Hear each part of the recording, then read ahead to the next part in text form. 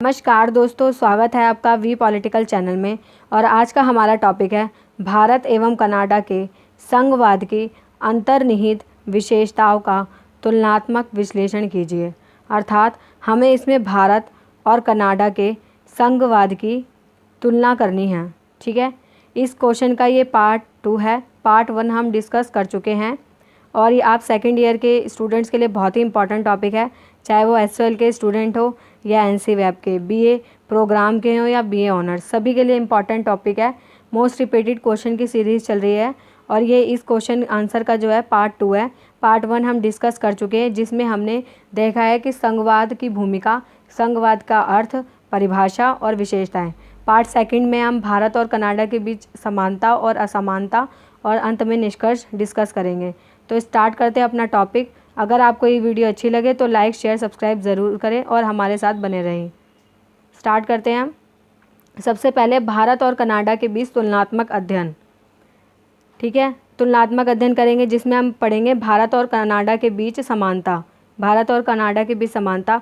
समानता क्या है? दोनों में संघवाद की लिखित एवं जटिल संविधान। भारत तथा कनाडा दोनों ही देशों के संविधान लिखित रूप में हैं। ठीक है, दोनों के संविधान क्या है? लिखित रूप में है। कई देशों जैसे ब्रिटेन आदि के लिखित संविधान नहीं है। ब्रिटेन में क्या है? अलिखित संविधान है, सिर्फ परंपराओं से काम लिया जाता है ब्रिटेन में। कई देश ऐसे भी हैं जहां संविधान में संशोधन करना आसान है।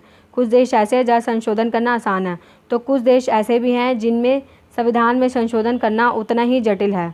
परंतु भारत और कनाडा का संविधान ना तो अधिक लचीला है, इसमें कह रहे हैं कि भारत और कनाडा का संविधान क्या है? ना तो अधिक लचीला है, फ्लेक्सिबल है, और ना ही कॉम्प्लेक्स है, ना ही जटिल है।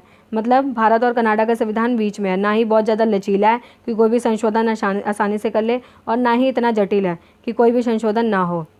ठीक है, संसदीय प्रणाली। ऑस्ट्रेलिया जर्मनी की तरह भारत और कनाडा में भी संसदीय शासन व्यवस्था स्थापित की गई है। मतलब यहाँ पर भी जो है भारत और कनाडा में संसदीय शासन व्यवस्था है।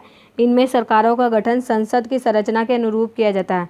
सरकारों का गठन कैसे किया जाता है? संसद की संरचना के अनुरूप किया जाता है। मंत्रिमंडल पूर्ण रूप से संसद के प्रति उत्तरदायी होती है।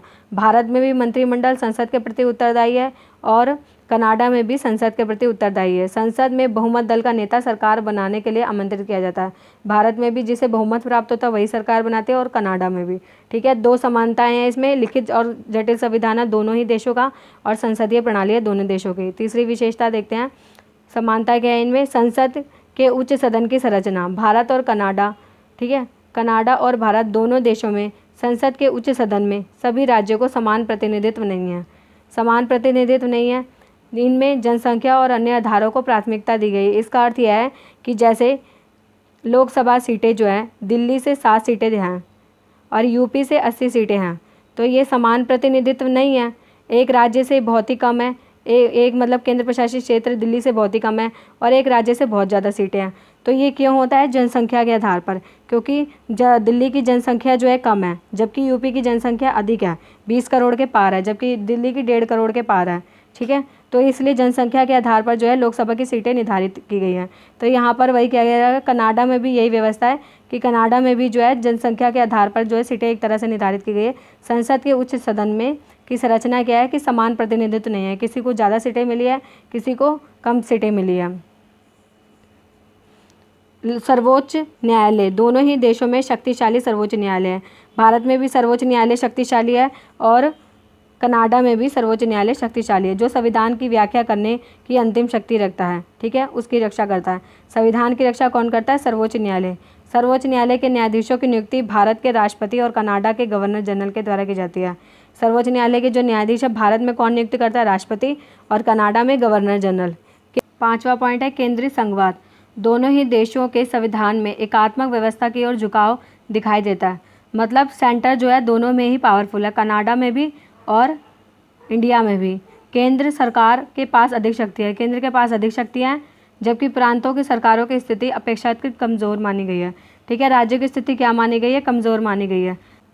6th पॉइंट है हमारा संघवाद का विकास। भारत और कनाडा के बीच संघवाद के विकास में बहुत समानताएं हैं। प्रांतों को अधिक से अधिक स्वतंत्रता मिलती जा रही है।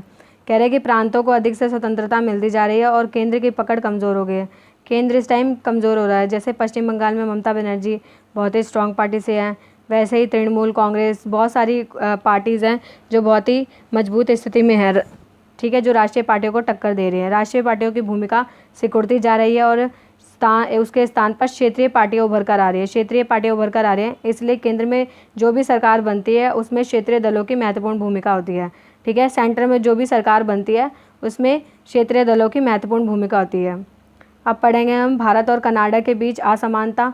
राज्य अध्यक्ष की स्थिति। भारत एक गणराज्य है। भारत क्या एक गणराज्य है, उसका अपना निर्वाचित राष्ट्रपति होता है, उसका अपना। परंतु कनाडा, ऑस्ट्रेलिया और न्यूजीलैंड में ब्रिटिश सम्राट को ही राज्य अध्यक्ष माना जाता है। कह रहे कि कनाडा, ऑस्ट्रेलिया, न्यूजीलैंड में जो ब्रिटिश सम्राट होता है उसे ही राज्य अध्यक्ष माना जाता है। ये असमानता है। भारत में कौन होता है, राष्ट्रपति होता है, और उसमें जो ब्रिटिश सम्राट होता है उसे राज्य अध्यक्ष माना जाता है। उच्च सदन की संरचना। कनाडा में सीनेट के सभी सदस्य मंत्रिमंडल की सलाह पर गवर्नर जनरल द्वारा मनोनीत किए जाते हैं, ठीक है। गवर्नर जनरल द्वारा जो है मनोनीत किए जाते हैं सीनेट के सभी सदस्य। और एक तरह से सीनेट वरिष्ठ नागरिकों का सदन बन गया है। किसका सदन बना गया है, वरिष्ठ नागरिक, ठीक है।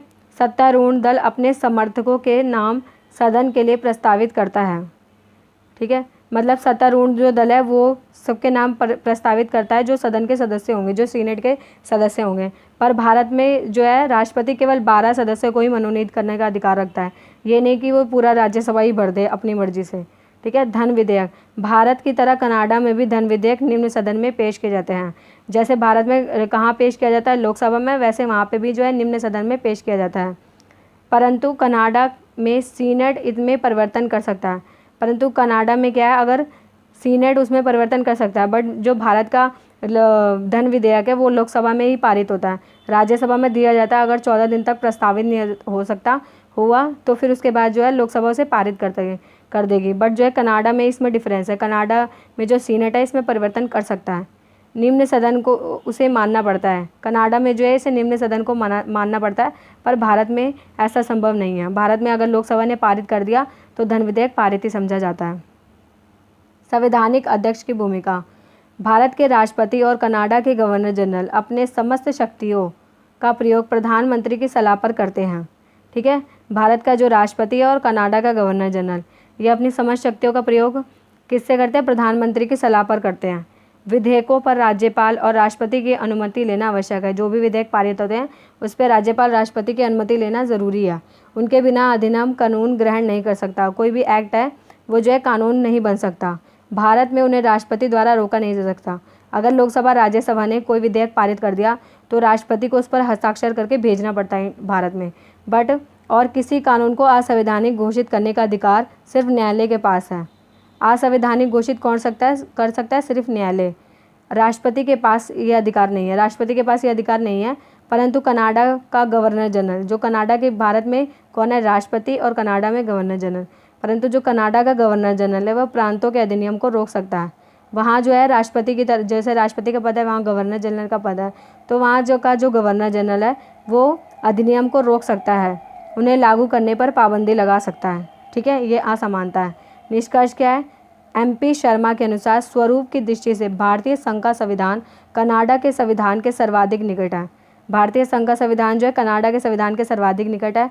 और आत्मा की दृष्टि से दक्षिण अफ्रीका के संविधान के, आत्मा की दृष्टि से देखें तो दक्षिण अफ्रीका के संविधान के निकट हमारा संविधान ज़्यादा है, ठीक है। भारतीय संघ एक एकात्मक राज्य तथा एक संघात्मक राज्य के बीच का रूप है। भारतीय संघ क्या है, एकात्मक राज्य और संघात्मक राज्य के बीच का स्वरूप है। मतलब यहाँ सेंटर पावरफुल भी है और शक्तियाँ जो है केंद्र और राज्यों में विभाजित भी है। प्रोफेसर कैसी वेयर ने तो संविधान को अर्ध संघीय कहा है। मतलब सेंटर के पावरफुल भी है और राज्यों को भी इसमें शक्तियाँ प्राप्त हैं। फिर है अमेरिका और स्विट्ज़रलैंड, कनाडा, भारत, ऑस्ट्रेलिया संघ राज्य वर्ग में आते हैं, ठीक है। इन सब में क्या है, संघवाद पाया जाता है, जबकि ब्रिटेन, फ्रांस, श्रीलंका, चाइना एकात्मक श्रेणी में आते हैं। यहाँ सिर्फ क्राउन का शासन है या साम्यवादी पार्टी का शासन है। संघवाद उन देशों के लिए अति उत्तम है जहाँ बड़ी जनसंख्या होती है, जैसे भारत में बहुत बड़ी जनसंख्या है और जनसंख्या में बहुनस्लीय, बहुसंस्कृतीय, बहुभाषीय लोग उपस्थित हैं।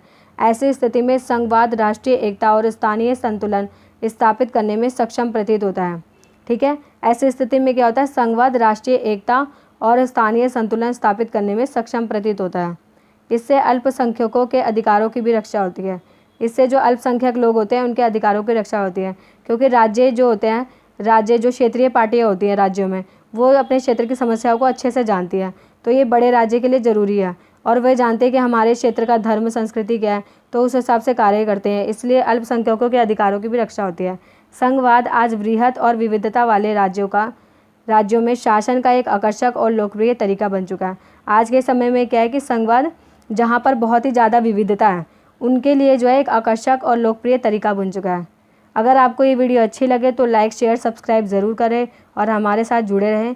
Thank you so much for watching my video. Thank you.